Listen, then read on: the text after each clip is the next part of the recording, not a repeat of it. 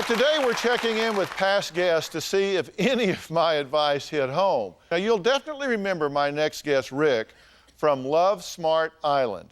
He was a self-proclaimed average Joe and said his weight was standing in the way of finding love. So we did a blindfold experiment with 3 very picky women to see if they could see him for who he was inside rather than what he looked like on the outside. You'll remember this.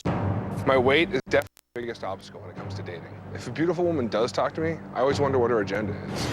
I'm uncomfortable with myself because I'm overweight, and then I have a hard time really trusting a woman if I'm gonna date her. He can't grow hair and he can't get taller, but you can lose weight. Yeah, I'm aware of that, Dr. Phil. Isn't it true that if you lost weight, you wouldn't have an excuse anymore? Absolutely. We're gonna put you guys in an experiment that absolutely allows somebody to get to know you based on who you are, not what you look like. Hi guys, you're gonna have the chance to meet women, spend some one-on-one time with them. And here's the catch, the women are gonna be blindfolded. I'm Rick. What do you do for a living? I sell software. I'll steer you in the right direction, I promise. Okay. Stop. It's a cup, so I'm gonna give you that hand to hold it. So you ready, Kim? Are you scared? Nice to meet you. I hope you had a good time today. It was a lot of fun. He's a really nice guy. Now, you were trying to scope this out while you were blindfolded. You wanted to hug so you could see how big he was, upside down, tall, wide, whatever, right? Yeah. So, Rick, how about you? I thought she was a really sweet girl. But your weight wasn't an issue. No, not at all. It reminded me that just because a date doesn't go well doesn't mean that someone's judging me for what I perceive as my insecurities. And so that was a nice learning experience for me. I hated the way I worked on the Dr. Phil show. Nothing like seeing yourself on national TV to inspire some change. When I first met the Dr. Phil people, I was roughly 400 pounds. They hooked me up with Gold's Gym and some personal trainers and a nutritionist. I had to surrender and be willing to do just whatever they told me. Squeeze and come up. Good. Lengthen this leg and hold it. Now I work out 6 days a week. If I miss the gym, it's kind of like missing a meal. I lost 100 pounds in about 7.5 months.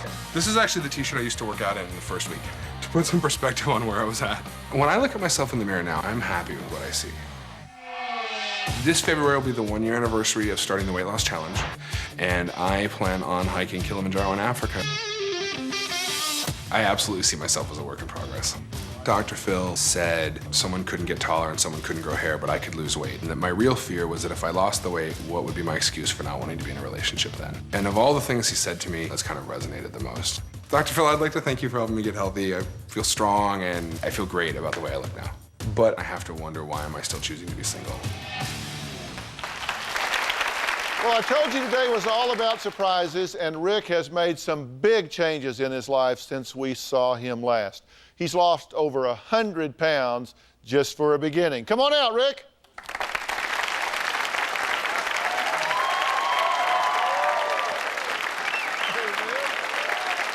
How are you? I'm doing good.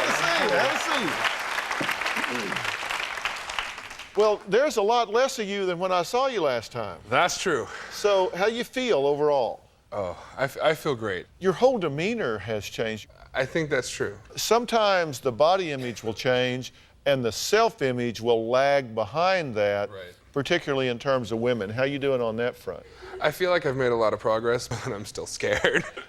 What would be the biggest dialogue in your head if you met a woman and she started to show some interest? I start wondering if they're the right one. How do you decide? How do I figure out who I am so that I can find a good fit? Because in the old days, I used to just try to please everyone because I didn't know why they'd want to be with me in the first place. Here's my attitude. I figure if I meet somebody, they know themselves better than I do. Right. And if they don't like themselves very much, if they don't accept themselves, if they're not very confident in who they are, who am I to second guess? Right. I mean, they know themselves better than I do, and they apparently have found a lot of flaws, so I'll take your word for it, move on. Now, we checked in with Ashley, who chose John in the blindfold experiment. Back then, she was so picky, she would write off a guy if he didn't hate cats. Where are you, Ashley? I'm right here. So how are things with you? Things are wonderful. Things are really, really good. Yeah? A lot better. Are you in a relationship? I am. Yeah? How's it working? It's wonderful. It's awesome. So how you think this guy looks? When you walked out, You now just have this confidence about you that is completely different. I know this sounds funny, but you kind of got to fall in love with yourself. You know, I mean, you got to decide what your good qualities are, the things that you have to offer. And if somebody says, why would anybody want to be with me? You've got to have an answer for that, because people do change, and you've made some changes. You got to give yourself credit for that. Right. Does your boyfriend have a pet? He does. What's he got? He's got a cat. Now, if she can fall in love with a cat lover, you can fall in love with the new you. Right. All right? All right, good deal. All right.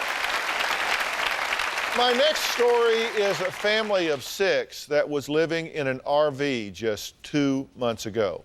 Today, I'm happy to report that they have a whole new life. Take a look at this. This is what we've called home for the past year.